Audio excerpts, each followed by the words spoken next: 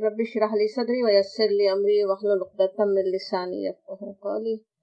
हम सूरह अंबिया की आयत नंबर 21 से आज पढ़ रहे हैं। औज़ु बिल्लाहि मिनश शैतानिर रजीम, बिस्मिल्लाहिर रहमानिर रहीम।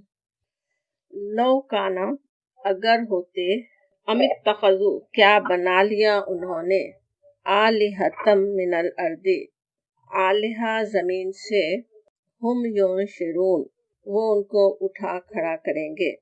सूरह अंबिया की जो आयत हम पढ़े थे याद होगा, मक्की सूरा, और उसमें मुशरिकीन के गलत अकायद पर बात चल रही थी। अब यहाँ पे कहा जा रहा है कि क्या बना लिया उन्होंने, आलिहा यानी दूसरे खुदा, मिनल अर्दी जमीन से, क्या उन्होंने अख्तियार कर लिया कोई माबूद जमीन से, यानी जमीन से ताल्लुक रखने वाले कौन से आलिहा हैं जो उन्होंने बना लिए। हम युनशिरून कहा जा रहा, इंशार जैसे बेजान पड़ी हुई चीज को उठा खड़ा करना, उसके माने होते हैं जैसे कोई चीज जो जिंदा नहीं है उसे दोबारा से जिंदा कर देना।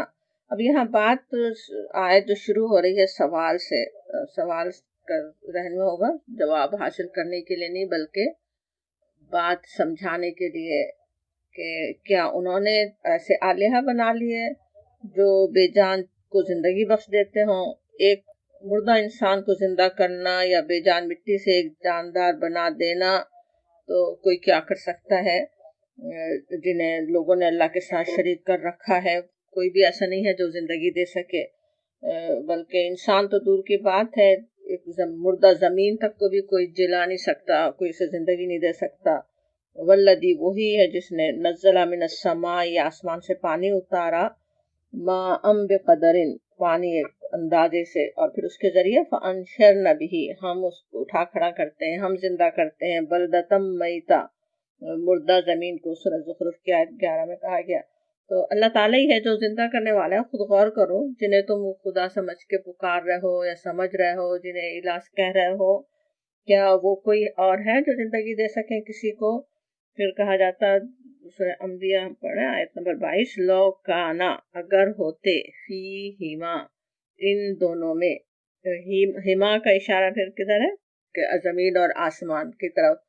लोग जैसे समझ रहे हैं, जिस गलत फहमी का शिकार है कि कोई आसमान का एक इला है, रब्बुल अर्शिल अज़ीम मानते भी थे ना सभी, और फिर कोई और इला उन्होंने जमीन के बना लिए। तो अगर ये होते, दोनों जगह कोई इला होते तो मुख्तलिफ होते आलिहा, इल्लल्लाहु, अल्लाह के सिवा, अल्लाह के सिवा अगर कोई और इला होते तो क्या होता, लफसदता, ल जो है ताकीद का, कि जरूर ऐसा होता, लाजिमन ऐसा होना था कि फसदता, दोनों जगह, फसदता कहना किस तरह, दोनों के लिए तस्निया है ना, जमीन और आसमान में फसाद पैदा हो जाता, कैसी गड़बड़ पैदा हो जाती, कैसी जबरदस्त किस्म की का फसाद पैदा हो जाता। अब ये हम जानते ही है ना कि किस तरह हो नहीं सकता कि दो मुख्तलिफ इला हों और निज़ाम सही से चल सके ना। जमीन का सोचें, एक बिल्कुल कॉमन सेंस की बात है ना, हर इंसान समझ सकता है इस बात को कि एक घर तक का भी एक जैसे निज़ाम चलाना हो, दो बिल्कुल एक जैसी अथॉरिटी रखते हो, दोनों मिलकर ही चलाना चाहे, वो घर नहीं चलता। एक छोटा सा इदारा, छोटा सा बिजनेस, कोई भी चीज नहीं चल सकती ना जब उसमें दो उसके खुदा बन बैठे हों, दो लोग एक साथ उसको चलाने की कोशिश कर रहे हो तो नहीं चल सकता ना, हो नहीं सकता। और फिर कहा जा रहा, फसुब्हानल्लाहि रब्बिल अर्शि अम्मा यसिफून, सुब्हानल्लाहि, पाक है अल्लाह। सुबहान कहना किस तरह होता है कि हर कमजोरी से पाक है, जो इंसान सोच रहे हैं वो उससे पाक है।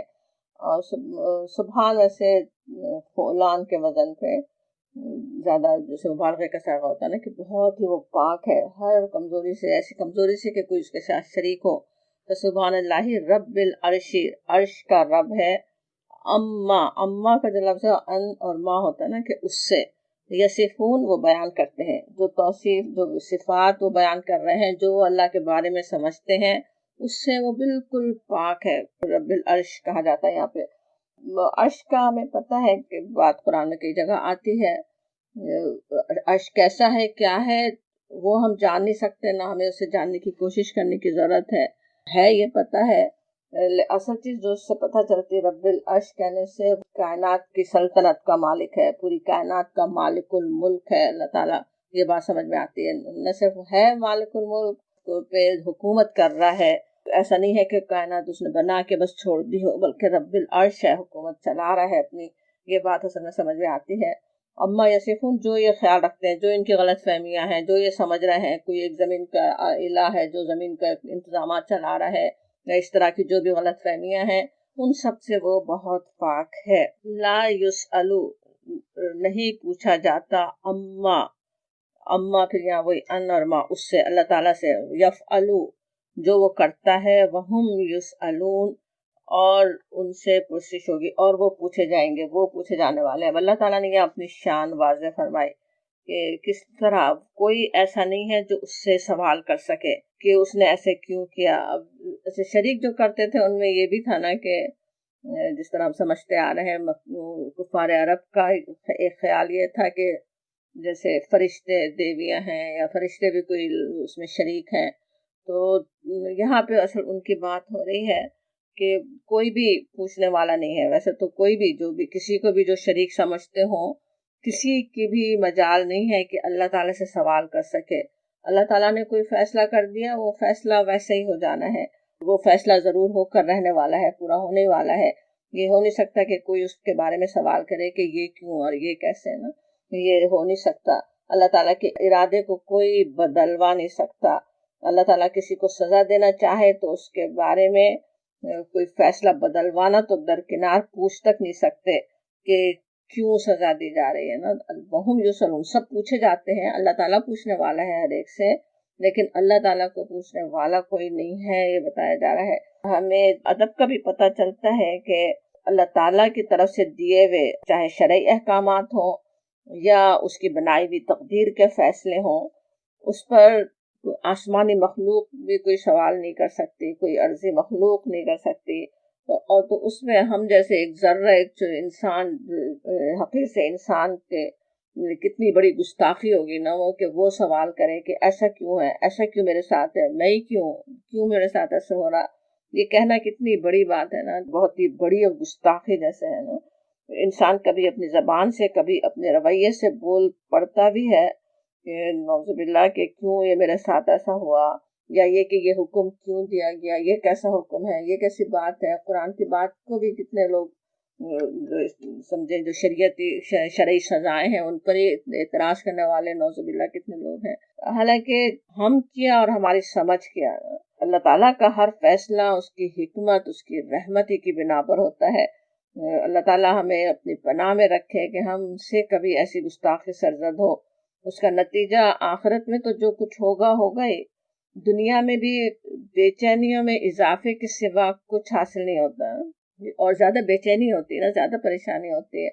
اسی لیے قرآن میں آتا ہے، سورہ حدید کی آیت ہے نا کہ ما اصاب من مصیبت فی الارض ولا فی انفسکم الا فی کتاب من قبل ان نبرأها ان ذلک علی اللہ یسیر لکی لا تأسوا علی ما فاتکم ولا تفرحوا بما آتاکم واللہ لا یحب کل مختال فخور.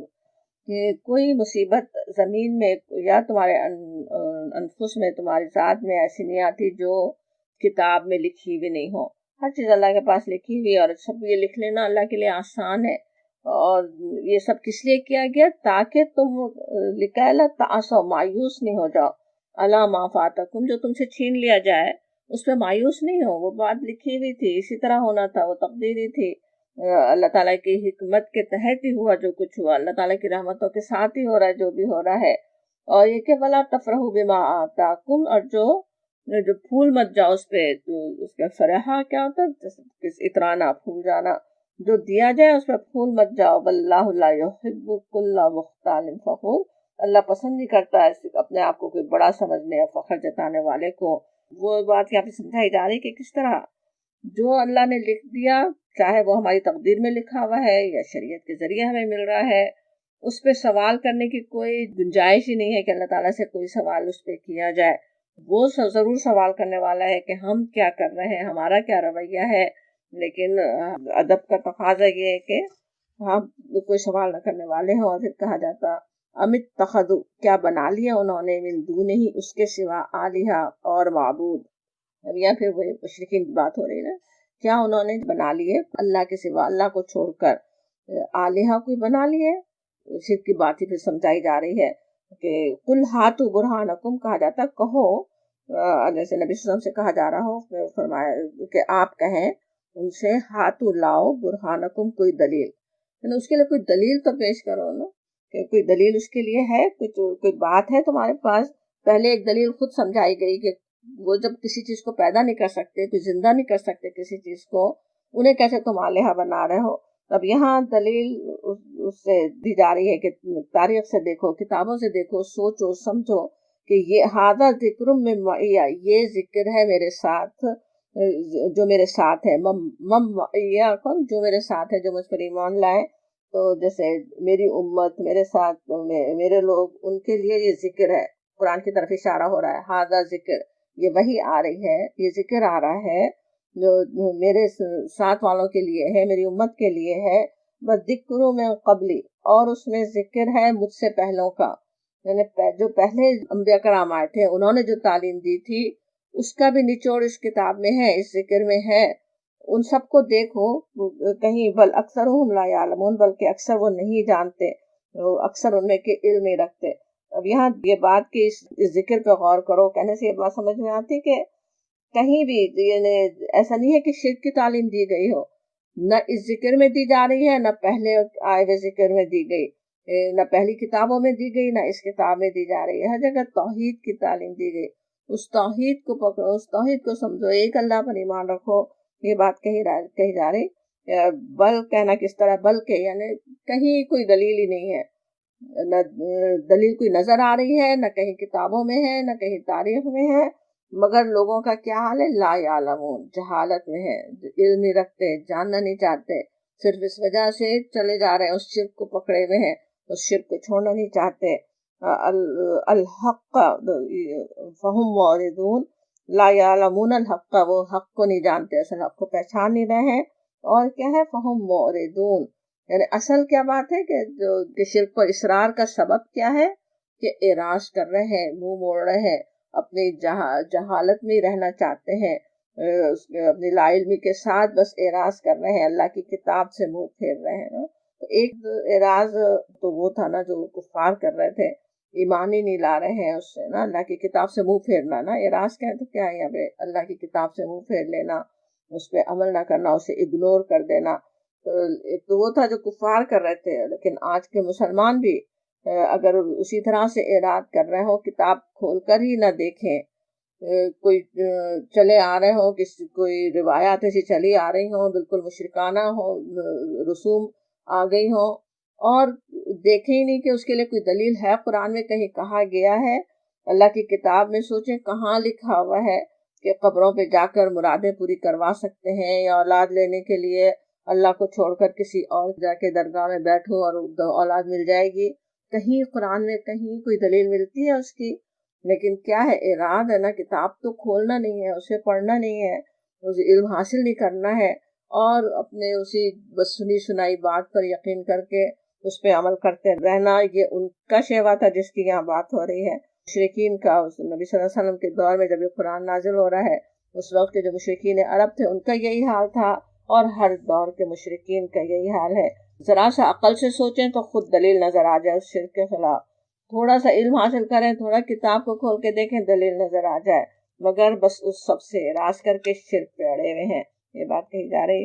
वमा अरसलना, और नहीं भेजा हमने में कब्ल का तुमसे पहले, मिन रसूलिन, कोई रसूल, इल्ला मगर नूही, वही भेजी हमने, वही की, इलैही, तरफ उसकी, इलैही क्या होता है, इला और ही का इशारा रसूल की तरफ, इलैही तरफ उसकी, अन्नहु, ये कि वो, ला इलाहा, नहीं कोई माबूद, इल्ला अना, सिवाय मेरे, फ़अबुदूनी, बस मेरी इबादत करो। हर रसूल को यही दावत दी गई, हर रसूल को यही हुक्म दिया गया कि मेरे सिवा कोई इला नहीं। अल्लाह ताला ने यही बात उनकी तरफ वही की, और ये कि मेरी इबादत करो। बिल्कुल यही बात सूरह ताहा में आती है ना, जहाँ हज़रत मूसा अलैहिस्सलाम पे पहली दफ़ा वही आ रही है, नबूवत दी जा रही है, पहली दफ़ा इंसान को अल्लाह से कलाम का शर्फ हासिल हुआ, तो वहाँ यही बात अल्लाह ताला ने फरमाई, इन्ननी अनल्लाहु ला इलाहा इल्ला अना फ़अबुदनी,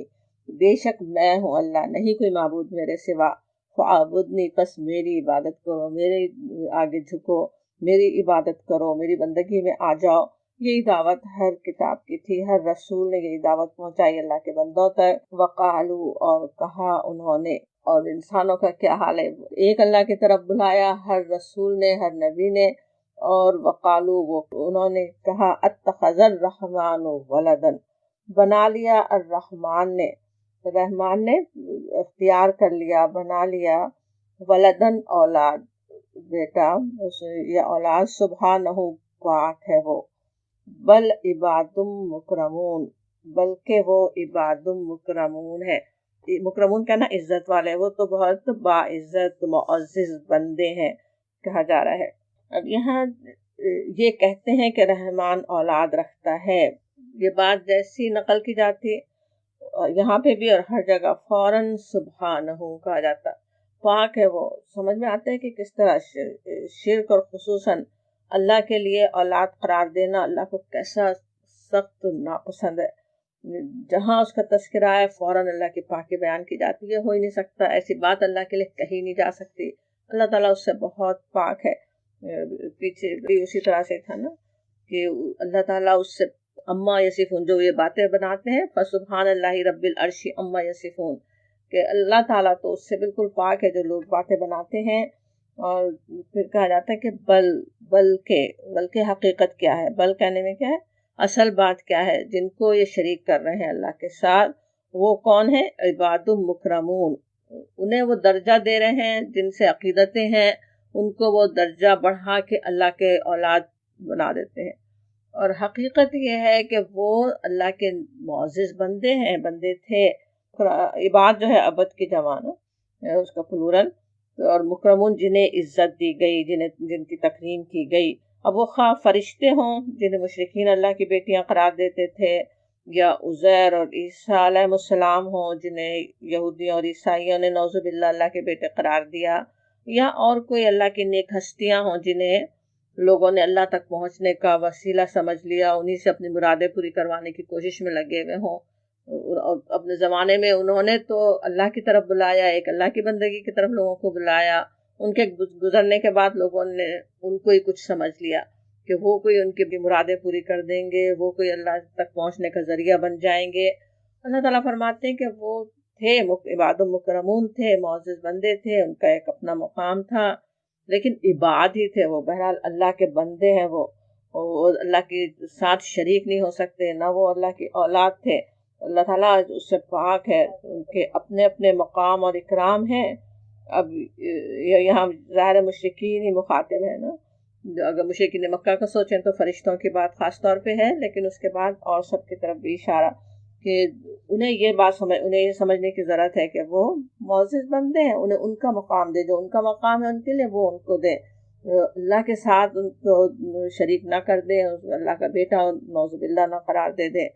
اور ان کا کیا حال ہے، لا یسبقونہ، نہیں وہ آگے بڑھتے۔ سبقت کرنا کس طرح ہوتا ہے، کسی سے آگے بڑھ جانا، ہو کا اشارہ اللہ کی طرف ہو رہا ہے، یسبقونہ نہیں آگے بڑھتے، نہیں سبقت لے جاتے اس سے، بالقولی کسی بات میں۔ سمجھ میں آتا ہے کہ کوئی بات منوا لینا تو دور کی بات ہے، اللہ تعالیٰ سے بات کرنے میں پہل بھی نہیں کرتے۔ یہاں پہ بھی اصل بات فرشتوں کی سمجھ میں آ رہی ہے، جو عباد مکرمون جن کو کہا گیا تھا، اور اس کے بعد پھر قیامت میں دوسرے بھی بندے ہو ہی سکتے ہیں، تو لیکن ان کا کیا حال ہے کہ وہ بات کرنے میں سبقت بھی نہیں کرتے، جس طرح دوسری جگہ کہا جاتا نا لا یتکلمون الا من اذن له الرحمن وقال صوابا، کہ وہ کلام بھی نہیں کرتے سوائے اس کے جب تک کہ انہیں اجازت نہ دے دی جائے اور بات رحمان کی طرف سے، اور جب کرتے بھی ہیں تو وقال صوابا، بالکل ٹھیک بات، بالکل صحیح بات ہی کر سکتے ہیں، جو اللہ تعالیٰ چاہ رہا ہے سے وہی بات کرتے ہیں نا۔ کہاں لوگ یہ سمجھ رہے ہیں کہ اللہ تعالیٰ کی طرف سے سزا ملنے والی ہو، اور آ کے ان کے جنہیں انہوں نے بیچ میں خوش کیا ہوا ہے، جن کے لیے انہوں نے خوش کرنے کے لیے کچھ مشرکانہ رسوم انجام دی ہوئی ہیں، وہ آ کے بچا لیں گے۔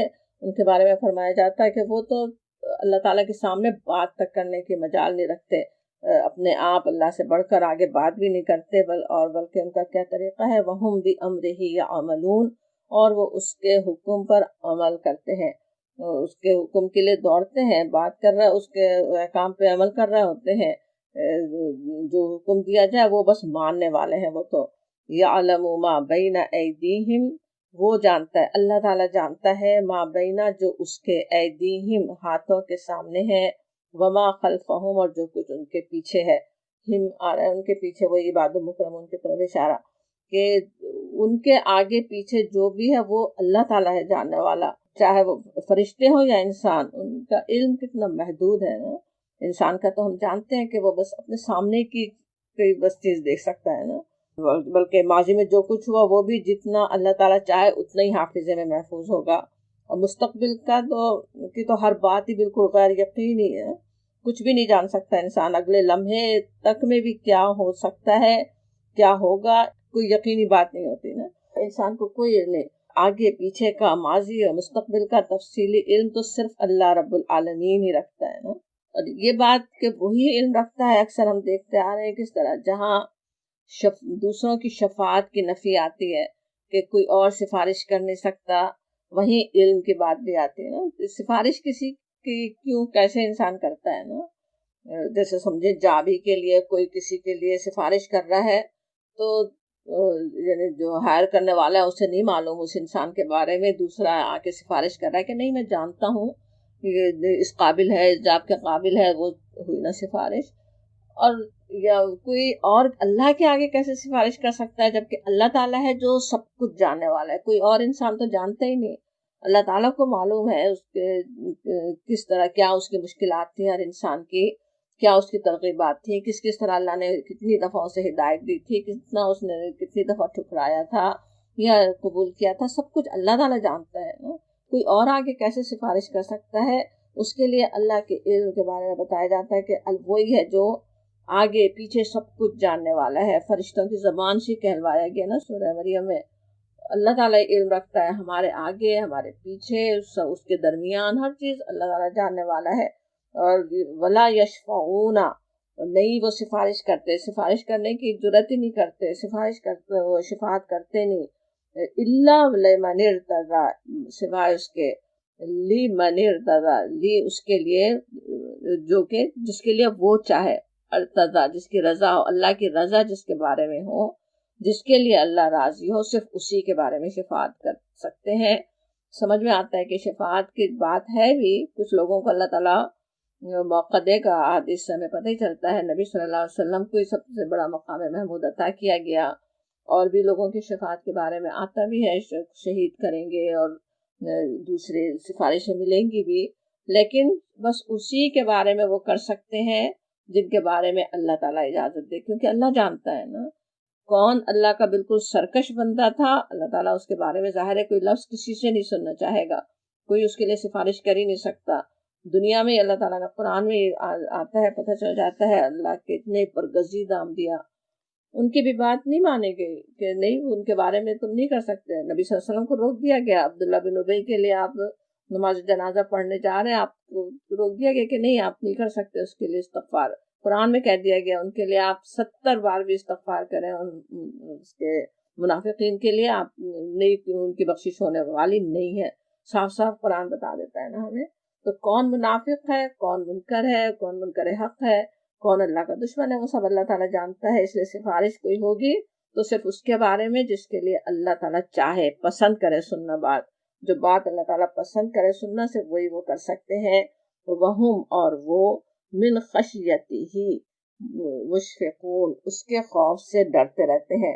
اب ایک اور فرشتوں کی جیسے صفت آ رہی کہ کیا ان کا حال ہے کہ وہ اس خشیتی ہی کا جو لفظ خشیہ ہوتا ہے، جیسے کسی کے بارے میں جو جانتے ہو، علم ہو، اس کی بنا پہ جو اس کو جب سمجھ رہا ہو تو جو خشیت ہوتی ہے، کسی کو انسان جانتا ہی نہ ہو کہ کیا اس کا مقام ہے تو ظاہر ہے کوئی پرواہ نہیں کہ کون ہے نا۔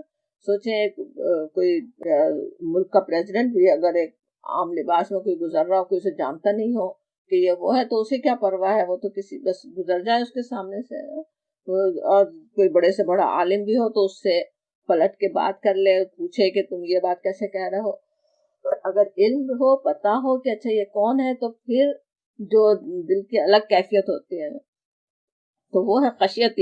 فرشتے جانتے ہیں اللہ کے مقام کو، پہچانتے ہیں اللہ کی عظمت کو، وہ جانتے ہیں، اس کے لیے وہ خشیت رکھتے ہیں. اور مشفقون آتا ہے، خشیت اور اس کے شفقہ، دو خشیہ شفقہ دونوں کے لیے اردو میں ہم ترجمہ دیکھیں تو ڈرنا ہی آئے گا، لیکن عربی میں پھر اس کے لیے مختلف الفاظ ہیں نا، اور ہر ایک کے مختلف معنی بھی ہوتے ہیں. شفقہ کا لفظ جو ہے وہ جیسے اس سرخی کو بھی کہتے ہیں نا، تو شفق جب اس کے لیے ڈر کے لیے جہاں استعمال ہوتا تو وہاں بھی جیسے ملے جلے جذبات کے ساتھ نہ ہوتا نا، تو اسی لیے جیسے رحم بھی اس میں شامل ہو یا محبت بھی شامل ہو، وہ ڈر ہوتا نا. تو خشیہ ایسا خوف ہے جو کسی کی عظمت کی وجہ سے دل پر طاری ہو. اور اشفقہ جو ہے، جیسے اشفقہ اللہ کہیں تو کسی کی بھلائی چاہنا، جس طرح شفقت کرنا اردو میں استعمال کرتے ہیں نا. اور خیر خواہی کے ساتھ کسی کے جیسے تکلیف آنے سے ڈرنا، اس پر تکلیف آنے سے ڈرنا، وہ ہے جس طرح ایک ماں بچوں کے لیے شفیق ہوتی ہے، مسلسل ڈر بھی رہی ہوتی نا کچھ ہو نہیں جائے، کچھ تکلیف نہ ہو. اور اشفقہ جیسے من جب کہا جائے تو اس سے ڈرنا، لیکن اس ڈر میں بھی یہ بھی ہو سکتا ہے کہ اس کے محبت سے ڈرنا. جیسے ایک ڈرنا ہوتا ہے نا کہ جیسے ماں باپ سے اولاد ڈر رہی ہے، ڈرنا ایسے نہیں کہ ان کے ظلم سے ڈر رہا ہو، لیکن وہ جو اتنے مہربان ہیں، وہ جن سے اتنا قریبی محبت کا تعلق ہے، انہیں تکلیف نہ پہنچے، انہیں دکھ نہ پہنچے، اس کے لیے کیسے ڈر جو انسان کے دل میں ہو، وہ بھی ہوگا اشفقہ نا. اللہ تعالیٰ سے ڈرنا اس طرح کا بھی ڈرنا ہے. اللہ تعالیٰ جس نے اتنی نعمتیں کی ہیں، اتنی رحمتیں کی ہیں، جو پال رہا ہے، جس نے پیدا کیا ہے، جس کے پاس حاضر ہونا ہے، اس کو میں ناراض نہ کر دوں، اس کی جو فکر ہو، وہ شفقہ ہے نا. تو وہ اس طرح کی یہاں پہ بات آ رہی کہ وہ اس طرح ڈرنے والے ہیں. یہاں اللہ تعالیٰ نے ایک طرح سے ہمارے سامنے فرشتوں کا نمونہ بھی رکھا کہ فرشتوں کا یہ عمل ہے، وہی ہم بھی کرنے والے ہیں، وہ ہمیں بھی کرنے کی اسی طرح سے ضرورت ہے. اس طرح سے اپنے اللہ سے خشیت بھی ہو، اور اس طرح اپنے اللہ سے ڈرتے بھی رہنے والے ہوں انشاءاللہ تعالیٰ ہم بھی. لیکن یہاں خاص طور پہ اس کے شرک کی نفی کے لیے بات چل رہی ہے نا. تو وہ جنہیں تم خدا بنا رہے ہو، خدائی کے ساتھ شریک کر رہے ہو، جو سمجھ رہے ہو کہ وہ اللہ تعالیٰ سے کوئی تمہارے لیے اپنی بات منوا لیں گے تمہیں بخشش کروانے کے لیے، ان کا تو یہ حال ہے، وہ تو اللہ کے سامنے ڈرتے رہتے ہیں، اپنے خوف سے ڈرے ہوئے رہتے ہیں، لرزتے رہتے ہیں، فکر میں رہتے ہیں کہ اپنے رب کو ناراض نہ کر دیں ہم. وَمَن يَقُلْ مِنْهُمْ، اور جو کہے منہم ان میں سے، انی بے شک میں الہ معبود ہوں، من دونہ اس کے سوا، فذالک پس وہ نجزیہ بدلہ دیں گے اس کو، بدلہ دے گا اس کو جہنم، جہنم. کذالک اسی طرح نجزی ہم بدلہ دیتے ہیں، نجزی الظالمین ظالمین کو. اب یہ بھی بتایا جا رہا ہے کہ تم وہ فرشتے جن کو تم الہ بنا رہے ہو ان کا کیا حال ہے. اگر کوئی دعویٰ بھی کرے کہ وہ الہ ہیں تو ان کے لیے جہنم کی سزا ہے. اب سمجھ میں آ رہا ہے کہ وہ ان پہ کوئی تم بھروسہ کر نہیں سکتے، کوئی اور الہ بن ہی نہیں سکتا، ان کا تو یہ حال ہے. وہ تو اللہ کے بندے ہی ہیں، کوئی جرات نہیں کر سکتا کہ وہ کوئی اس طرح کا دعویٰ بھی کر دے کوئی اللہ کے ساتھ شریک ہونے کا. اگر کسی نے کیا بھی، کرنے والے ہی نہیں ہیں، لیکن اگر کریں تو کیا ہے کہ وہ ان کے لیے پھر جہنم کی سزا ہو سکتی ہے ایسے ظالموں کے لیے. اب یہاں ہم دیکھ رہے ہیں کہ شرک کی تردید میں سارے دلائل آ رہے تھے نا، کہ انسانوں میں جو غلط فہمیاں پیدا ہوتی رہی ہیں یا جو ہو سکتی ہیں انہیں دور کیا گیا. اب آگے توحید کی نشانیاں دکھائی جا رہی ہیں کہ ان کو دیکھو، ذرا غور کرو اپنے رب کو، تاکہ اپنے رب کو پہچان سکو نا، کہ کیسے پوری کائنات گواہی دے رہی ہے اس بات کی، اللہ کی وحدانیت کی، کہ ایک اللہ ہے جو تمام مالک رب العرش ہے، جو پوری کائنات کا نظام چلا رہا ہے. کہا جاتا اولم، آ جو ہے سوال کے لیے کیا، وا اور لم نہیں، یر الذین دیکھا انہوں نے دیکھا. اب کیا وہ دیکھتے نہیں؟ یرا رآ کا جو لفظ ہوتا ہے دیکھنے، آنکھوں سے دیکھنے کے لیے بھی استعمال ہوتا ہے، لیکن غور کرنے سمجھنے کے لیے بھی آتا ہے نا. ارأیت الذی جیسے پڑھتے ہیں، بلکہ خاص طور پہ ایسی چیز دیکھنا کیسی جو انہونی بات ہو، جو समझने वाली बात हो, जो जिसको समझने की जरूरत हो, तो क्या उन्होंने नहीं देखा, उस पर गौर नहीं किया?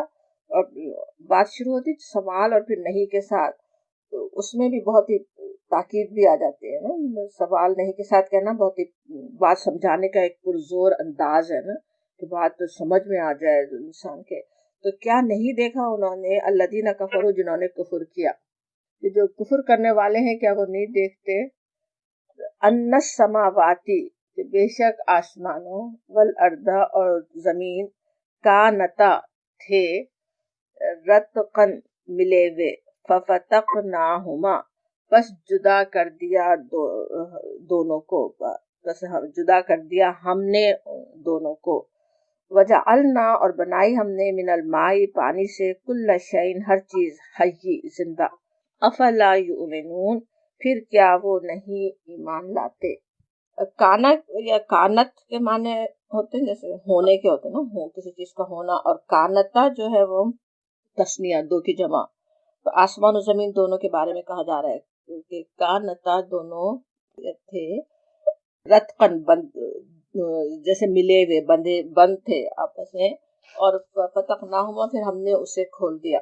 रतका जैसे आपस में बिल्कुल एक दूसरे से मिले होना, ये जमीन और आसमान के बारे में ये दो अल्फाज आ रहे हैं ना।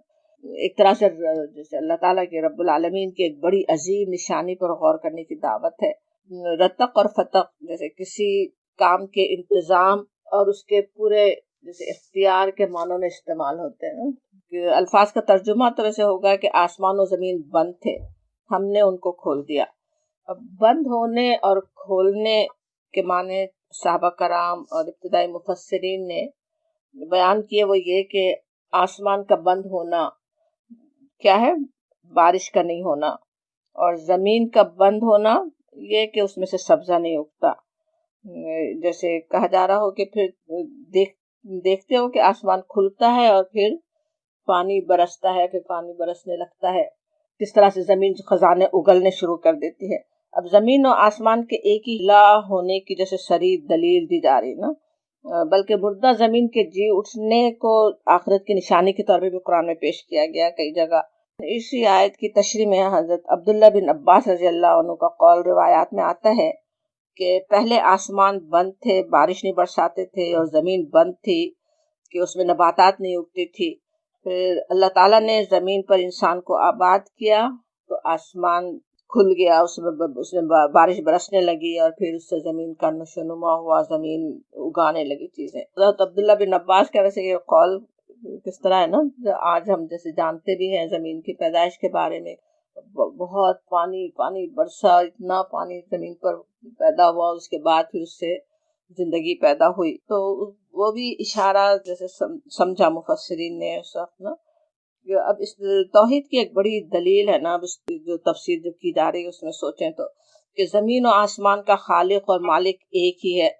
इस जमीन पर जिंदगी को संभालने के लिए किस तरह आसमान और जमीन की सारी कुव्वतें मिलकर काम करती हैं, एक हस्ती है जो इन सबको जैसे कोऑर्डिनेट कर रही है ना, सारे निजाम को चलाने वाली एक ही हस्ती है।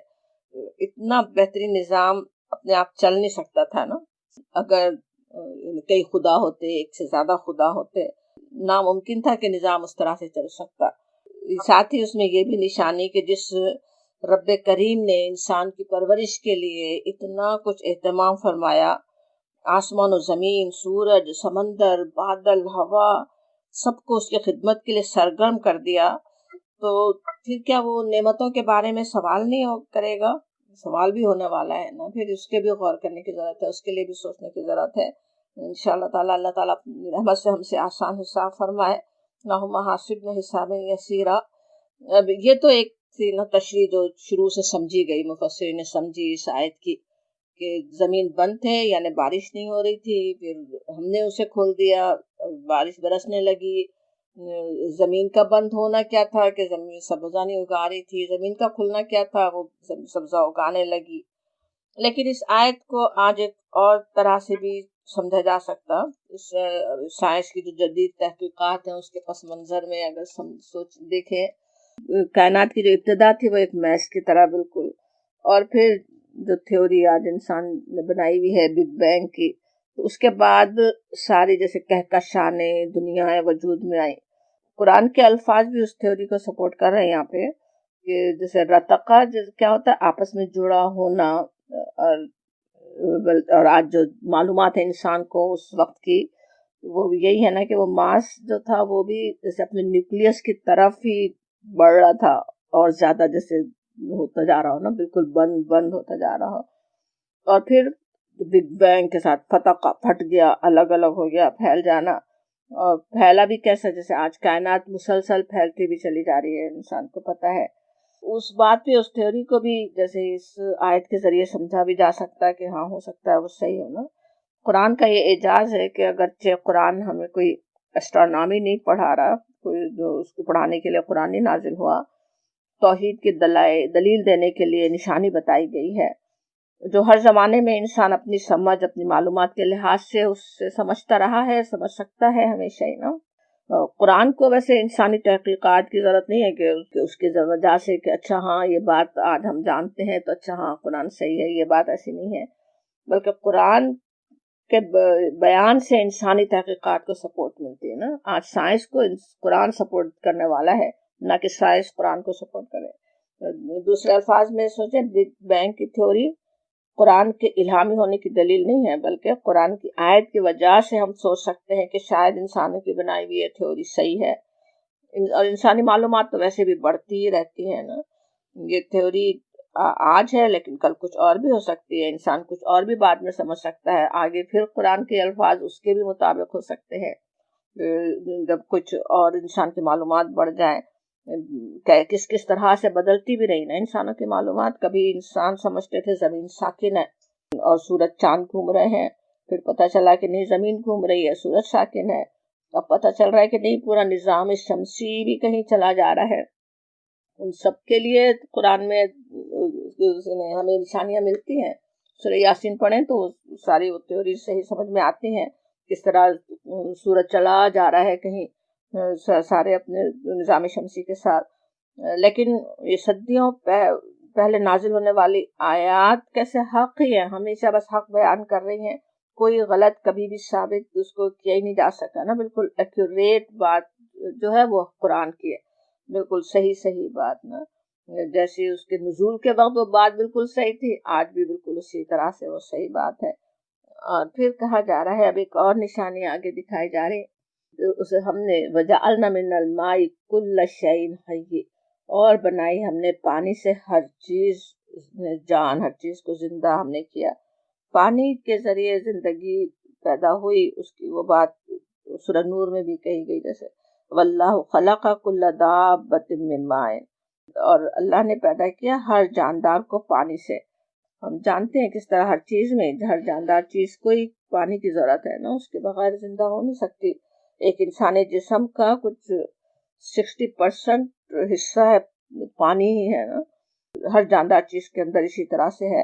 اور اس صرف حیوانات ہی نہیں نباتات کا بھی ہمیں پتہ ہی ہے. اور اس پانی کو مہیا کرنے کے لیے پھر اس دنیا میں کتنے انتظامات کیے گئے نا.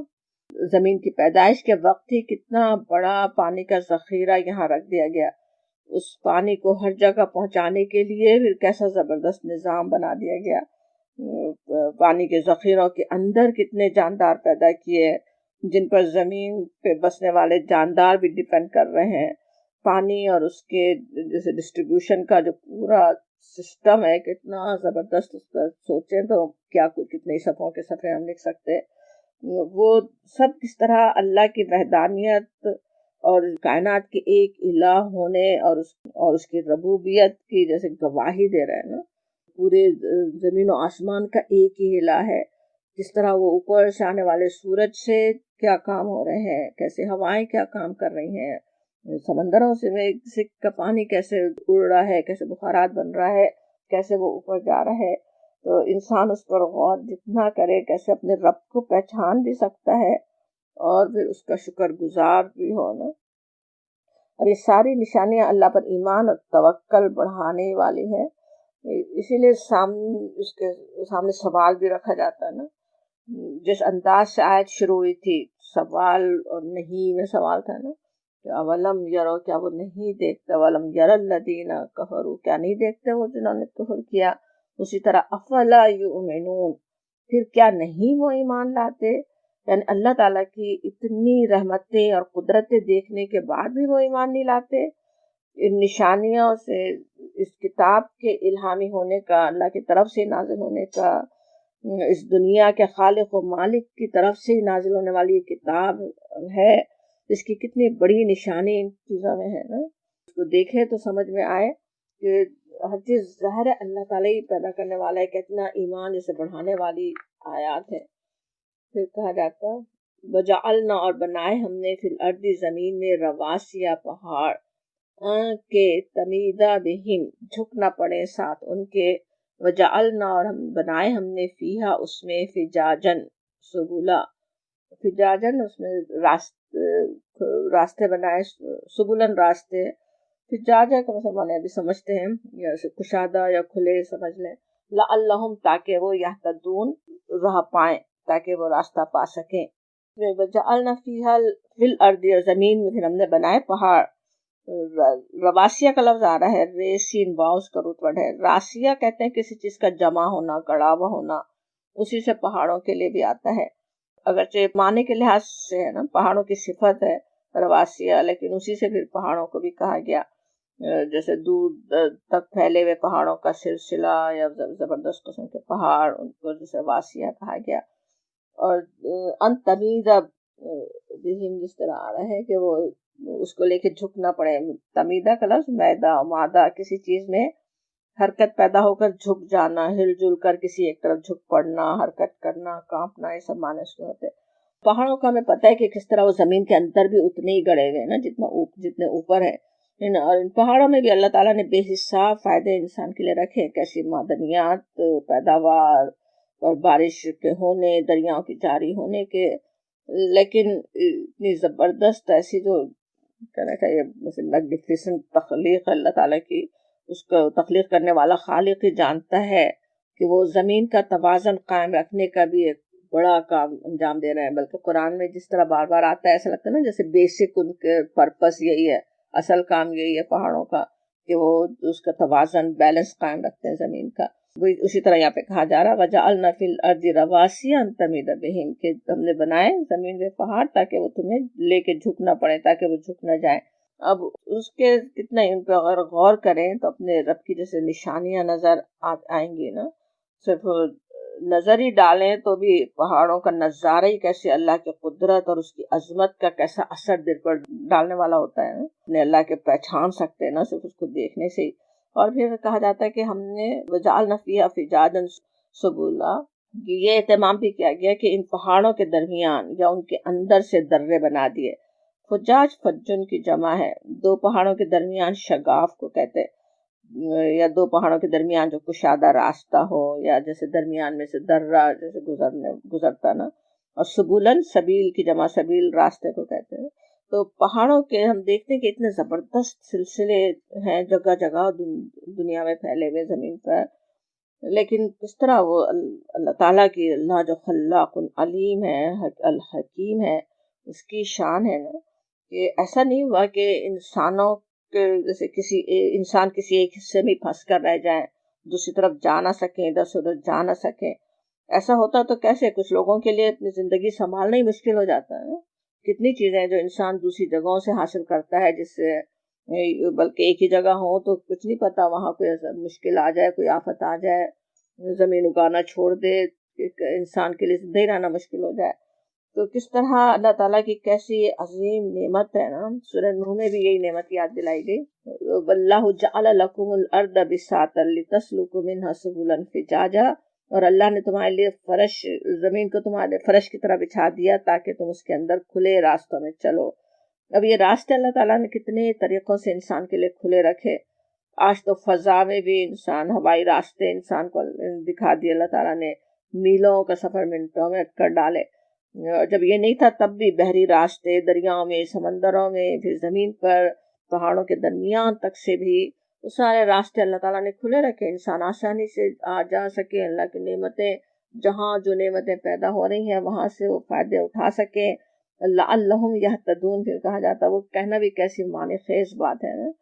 ایک مطلب یہ کہ لوگ زمین پہ جیسے چلنے کے لیے ادھر سے ادھر جانے کے لیے راستہ پائیں، لعلہم یہتدون میں ایک تو مطلب یہ بنا نا کہ وہ ہدایت پالیں، وہ راستہ پالیں، انہیں راستہ مل جائے۔ تو یہ مفہوم دی کہ اللہ نے اپنی عظیم نشانیاں اس لیے نمایاں فرمائی، اس لیے یہاں دکھائی جا رہی ہیں، اس لیے بتایا جا رہا ہے ان کے بارے میں، تاکہ اس کو دیکھ کر لوگوں کی آنکھیں کھلیں، اس سب کے خالق اور اپنے رب کی عظمت اور حکمت کو پہچانے، اپنے رب تک پہنچنے کا راستہ پالیں، ہدایت پالیں۔ یہ بھی اس میں مفہوم آ رہا ہے۔ انسانوں کا ویسے کیا حال ہوتا ہے، کیسے معجزوں کے لیے اپنے رسولوں سے مطالبے کرتے تھے نا۔ نبی صلی اللہ علیہ وسلم کے ہم جانتے ہیں کس طرح آپ سے معجزوں کا مطالبہ کر کے کیسے زج کر دیا جاتا تھا نا آپ کو، اور پھر کہیں خود ہی خواہ کے معجزے ادھر ادھر سے ڈھونڈ کے لوگوں کو متاثر کرنے کی کوشش کرتے ہیں انسان۔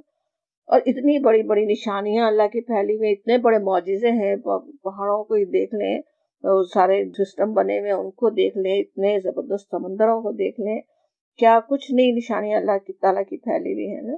اور پھر سورہ قاف میں جہاں یہ پہاڑوں اور نباتات کی نشانی کی طرف اشارہ کیا گیا، وہاں کہا گیا کہ ان نشانی کو کہا گیا تبصرۃ و ذکریٰ بکل عبد منیب، یعنی ہر عبد منیب کے لیے۔ عبد منیب کیا ہے؟ جو توجہ کرنے والا، متوجہ ہونے والا، رجوع ہونے والے بندے کے لیے بصیرت اور یاد دہانی ہے۔